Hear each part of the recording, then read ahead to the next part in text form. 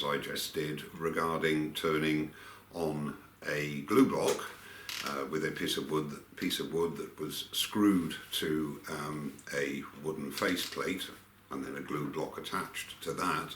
I thought I'd go on a stage further, which in my view is the best method, to make some threaded glue blocks. And I was inspired quite a couple of years ago now by Stratton, and more recently by Gord, and I'll put links to both these guys' videos on the subject. And I thought I'd go through the method I use. There are several advantages. Very easy to make, doesn't tie up your faceplate, and also you don't have to be concerned about running into the metal screws. So it's a very easy process. I got the Beal spindle tap. I think it's about £20, which is not cheap, but it's a lot cheaper than a chuck. And even if you have chucks, the amount of the versatility that you get from a glue block or sacrificial block of any sort is immense, and they're easy, as I say, easy to produce. I've got quite a few. I make mine out of old fence post. This is a piece of 4x4 that I've cut down the middle. It's best, they say, especially in a softwood like this, to actually make your threads on face grain, on the cross grain, not on end grain. I have tried it as one does, and it is definitely better on face grain, on cross grain. But I'll go through the method that I use. There are various methods of doing this, and then you can make your own mind up if you want to go down that route. But as I say, they literally last a lifetime, because you just keep on gluing on or fixing on sacrificial wood for whatever project you need to be doing. So I'll go through the process from start to finish. Hope you find it interesting, and without further ado, we'll go to the lathe and start making some threaded glue blocks. So I found centre on both sides, and I'm going to put this between centres, turn it around, then I will use a 28mm Forstner bit.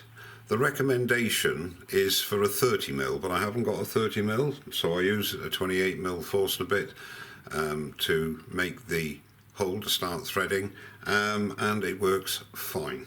So I'll go through the process now. As I say, I'll put this to round, and I put a tenon, a dovetail tenon on the back, and I put it into my Donald jaws to hold it when I tap the thread.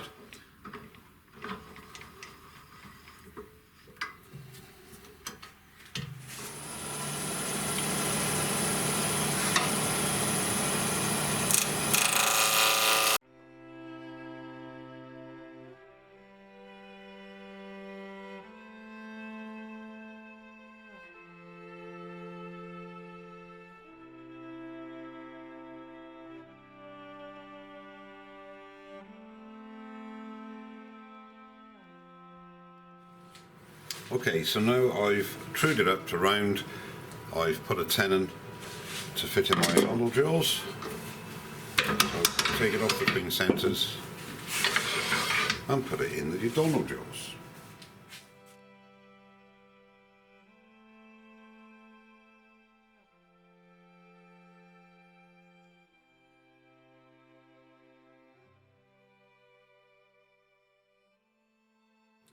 So I now have the Jacob's chuck in the tailstock. I've got my 28mm Forstner bit.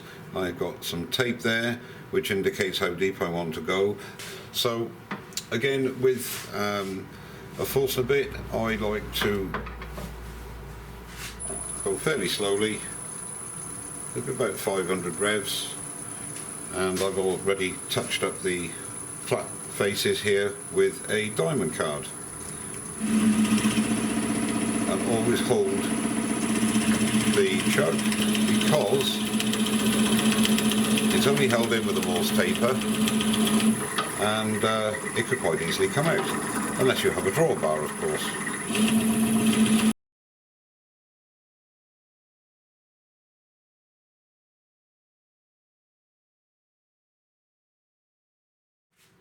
Now, a little tip I picked up when you're threading softwoods like this is just put a layer of thin CA glue around the inside, because that will seep into the grain and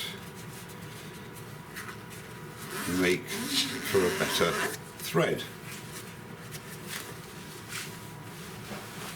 A little bit of activator, and then that will help it take a better thread. This is the Beal tap, and it's very well made. It has a hole in the back there to assist you while you're boring the threads. One thing I forgot to do actually was just to put a little chamfer here, just a little chamfer, just to help the tap going in. So also you are going to need a pair of mole grips.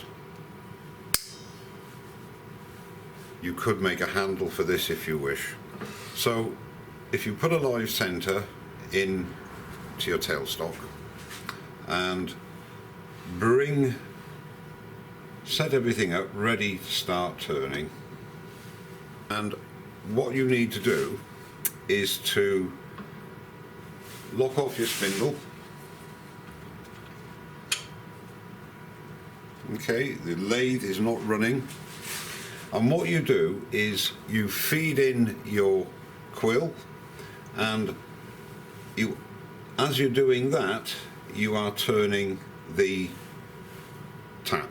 So that then, it takes a little bit of getting used to, but you'll see what I mean. And this little mole grips, as I say, just helps with the process. So all you're really doing is feeding the tap in with a little bit of pressure from the tailstock, and that is really just to keep it central. You're not pushing it in. Let the threading parts of the tap do the work.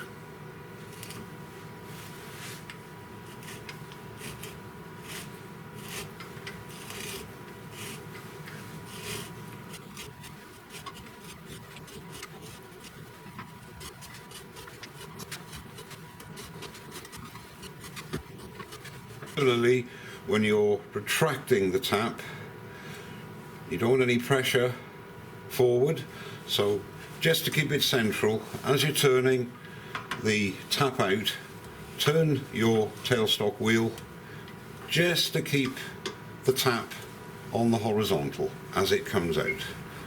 And actually now you should be able to get that out by hand.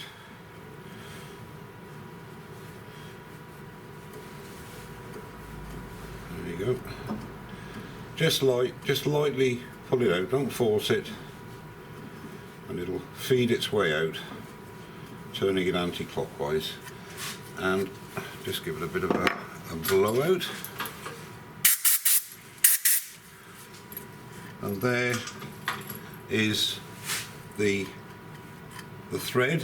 What I like to do now is to put another coating of thin CA in there, let that cure with a bit of accelerator, and then put the tap back in again, because then you've got it really soaking into the threads, and that should make a really good solid thread. And I'll show you what we have to do here, just to turn a little shoulder here so that it fits to the shoulder of the spindle. So now again, the same method, and just recut those threads, and hardly any pressure or any force needed at all to recut those threads. And what it's doing, it's just getting it just right.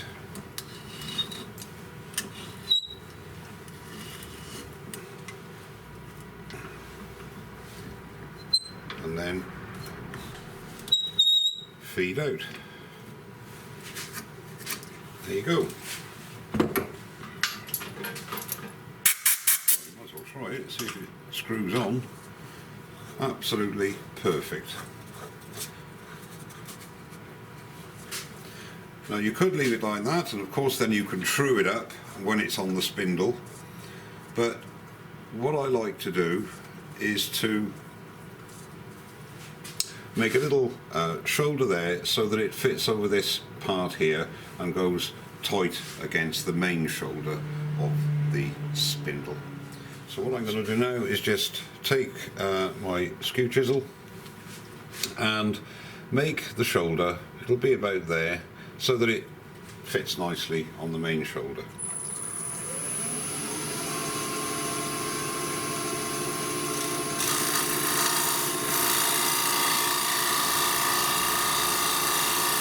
And that should be just about right. Okay, so we'll take this out now,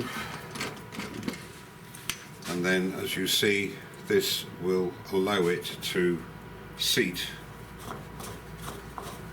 right up against that big shoulder there. Now all we do is face him off very quickly and true it all up so that when you want to use it next time, it's all ready for you to use. Let's drop that a little bit. In actual fact,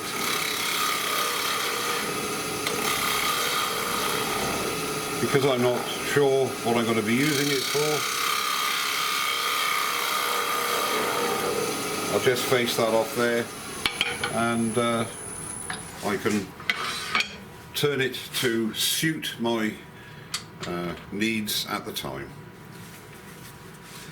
Don't overthink it. So there you go. Well, I hope some of you found that of some use and interest.